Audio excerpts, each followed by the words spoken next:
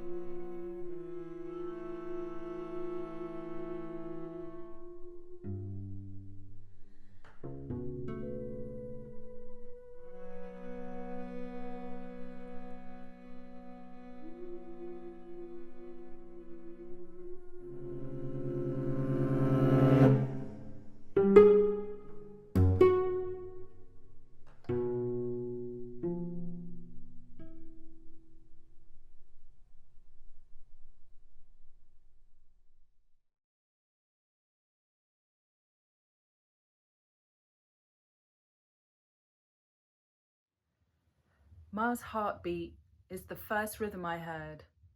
Ma's voice is the first music I have known. When the Riot Ensemble approached me to write a solo piece, I knew I wanted to work with her voice and a particular memory from her childhood as a refugee from the genocide in Rwanda in the 1960s. I was really drawn to bass clarinet with its wonderful multiphonics and breath-generated sounds. Its closeness to the human voice made me wonder what would happen in an encounter between these two elements and how that combination might express her story in new ways. I recorded a series of conversations with her via video calls between London and Kigali, edited them down, and then worked with Riot Ensemble's Alcias Garagos Morant. We transcribed and explored the frequencies, cadences, and rhythm patterns in Ma's voice, partly by ear, partly via music software and notation, and worked our way through the layers of her story. Out of this process came Munganika is a transformer. It's a retelling of a memory, it's a celebration of the power to transform, and an amplification of an indomitable voice.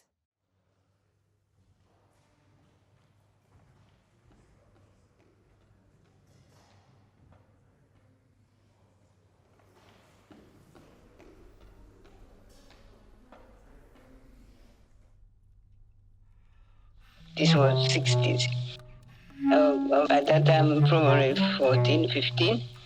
But we haven't been in a camp that long. We were still sort of lost, put it that way. I spent most of my nights on Goma, up the mountain of Goma on the other side, so nobody could guess where. Sometimes the refugee camp was moved from Goma to Cabo, from Goma to the north, towards Kabare, everywhere. You didn't have anywhere you can say, yeah, we are here. That didn't exist. Yep, and it was warm, so it doesn't matter, where you sleep, as long as you know you can be safe. Yeah, I could sneak into Rwanda and ask to inquire about my parents and my siblings. But it doesn't mean I can stay an hour. That was the point. Because it wasn't the first time I tried. Before when Father Tarsis was there, I tried about 3 times, I think. You just hitchhike and find your way from Goma to Bukavu, and then crossing over the bridge to Shangugu and to find the Father Tarsis. He was tied up, so the killers were coming back to finish him after. And so he shushed me off, go, you better turn back, don't delay, otherwise they'll come and kill you too. Father Tarsis told me they are coming back. And I asked him, why doesn't he come? So he said, no, I can't leave my parish. Apparently they finished their lunch, they drank their beer, came back and killed him. The difference between Congo at that time and Rwanda as who I was, as a Tutsi, I was in danger. It was like putting your head into a lion's mouth. And in Congo, I'll probably be safe. So that's when I crossed. So I got to the beginning of the bridge, which is Rusizi, I think.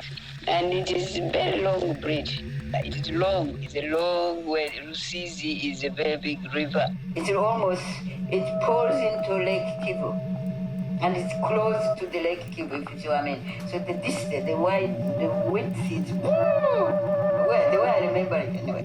The only way to get from Bukavu to Shangugu.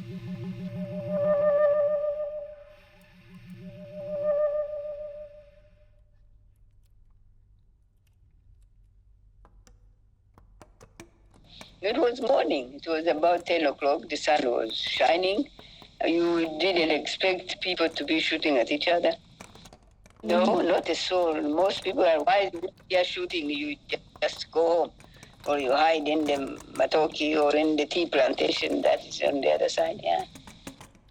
I looked. The shooting starts on the other side, from Mulere's side, the Congolese, and behind me, the Belgians who had left Congo at the independence. They are shooting at each other. Later on, I discovered that there was a third person shooting as well, because they were called the mercenaries. They've been paid.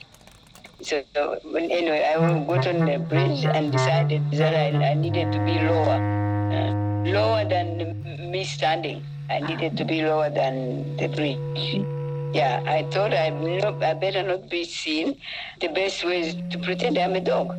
So I got on my knees and walked across slowly. I could only hear the shooting. One going behind me and the other one falling in front of me. Sounds of the guns going, it's just not sure how. And it's a long bridge. The shooting going, still going, but none touched me at all. When I was sort of scared, but not scared, the heart was jumping in my chest. Most of them were boom, boom, boom. And I remember thinking, I must be a very little dog.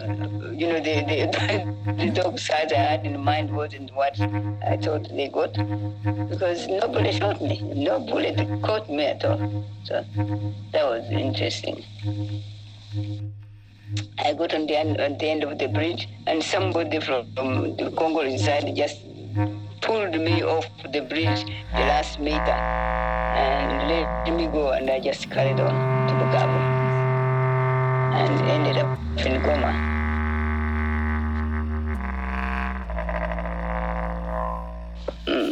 Got to be the instinct, the survival instinct takes over and guides you what to do. You haven't thought about it. You know, there's no reasoning, there's no explanation. You don't know the result, but you just do it.